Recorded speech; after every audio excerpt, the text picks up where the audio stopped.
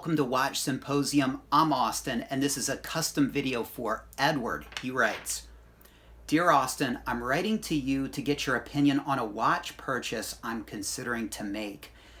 Exactly 10 years ago, I bought my first quality wristwatch after having achieved a rather significant achievement in my profession. The watch I purchased was a Rolex Datejust chronograph, reference 116264, 36 millimeters, blue dial with a white gold bezel on a Jubilee bracelet. All right, so that's the last of the last chronograph, the 6-digit chronograph, and that's the steel version. Of course, the bezel is white gold. They also made a two-tone version as well, the 116263, and this configuration is my favorite, and it's got the blue dial on the Jubilee bracelet. They also made a black dialed version. Not such a fan of that, but it's all right. And a pretty nice white dialed version. And then my favorite, the blue dialed version. And it came on either the Jubilee bracelet, which is what I would get it on, and that has a hidden clasp, which I kind of prefer to see the clasp, actually. It makes it a little bit more sporty, I think.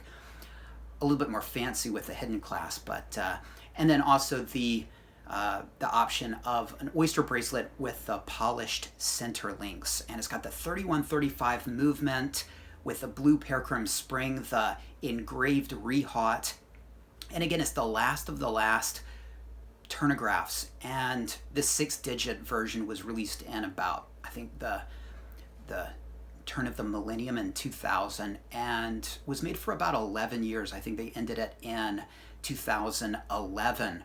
And the chronograph is, well, you know, it's considered the father of, well, at least I consider it the father of the Sub, the GMT, the Explorer, to, you know, these informational rotating bezel watches. And yeah, I know the Explorer 2 doesn't have a rotating bezel, but you know what I'm talking about. All right, so, and it came out in, I want to say 1953, the 6202. And it preceded the Sub and the GMT, and so it's really an important watch, and it's a interesting watch because of that bezel, that rotating bidirectional bezel. I think it's a friction bezel; it doesn't click, and it's useful, and you can time things, and it's sort of you know, the best of both worlds.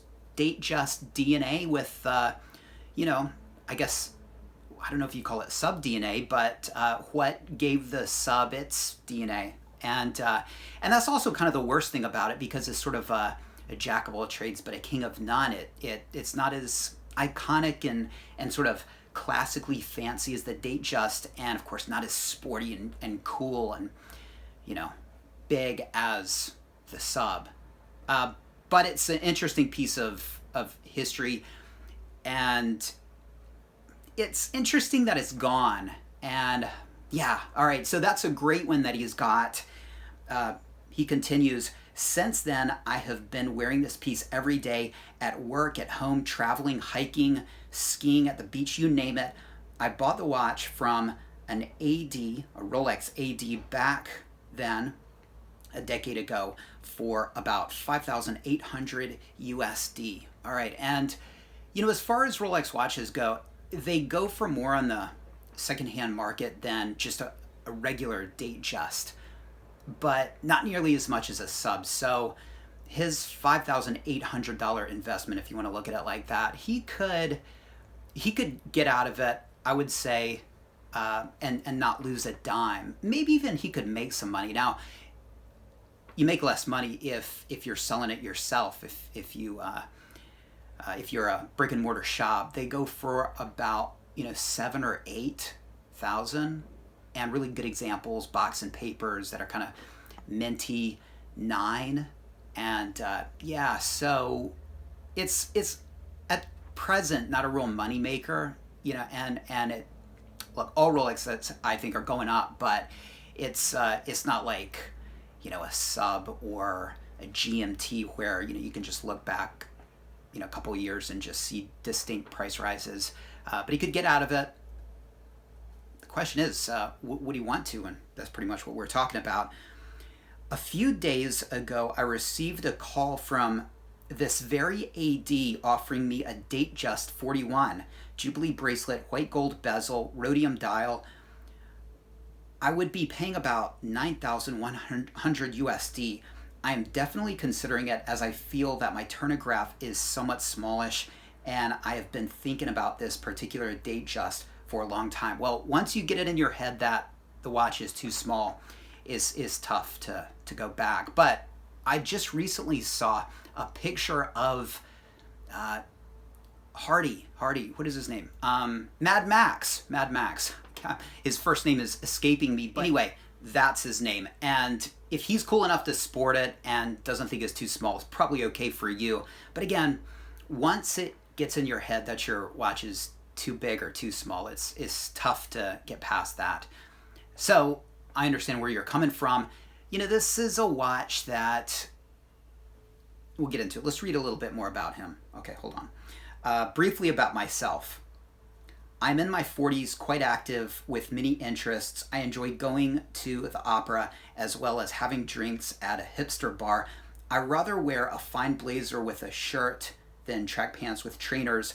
By profession, I'm a pilot, and with that, I fly private jets around the world. Well, this watch you have is known as the Thunderbird, and I mean, obviously, like Air King, a GMT Master 2. Those are thought of as pilot watches, but hey, this certainly is too.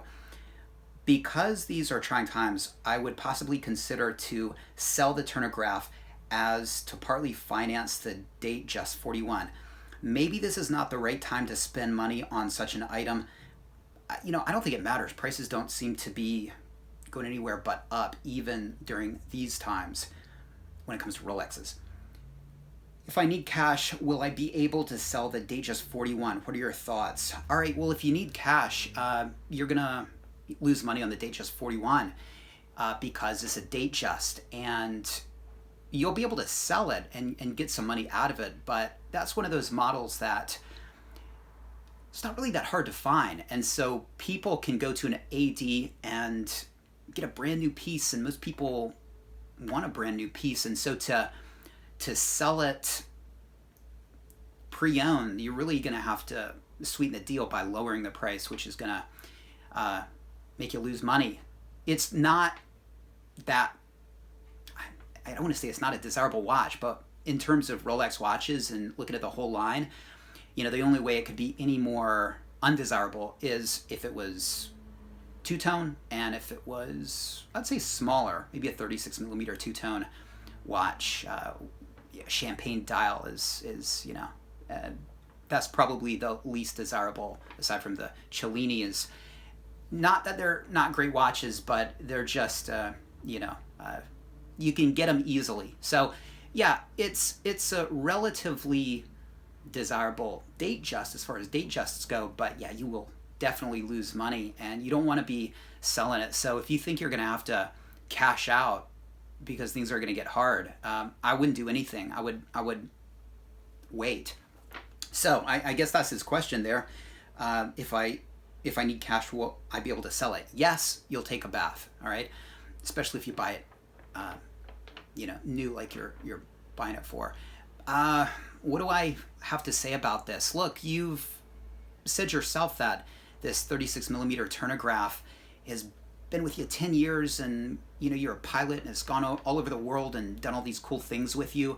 To me, it seems like a waste to sell it, and you're going to lose some functionality. I don't know if you use that functional bezel, but that's a really cool aspect of this watch, and they don't make it anymore. And look, do I think it's a watch that's really going to go up in the future? I think it's going to hold its value, but is there going to be a future run on turnographs? Honestly, I really don't think there is. It's the trend has gone sort of bigger watch, and if the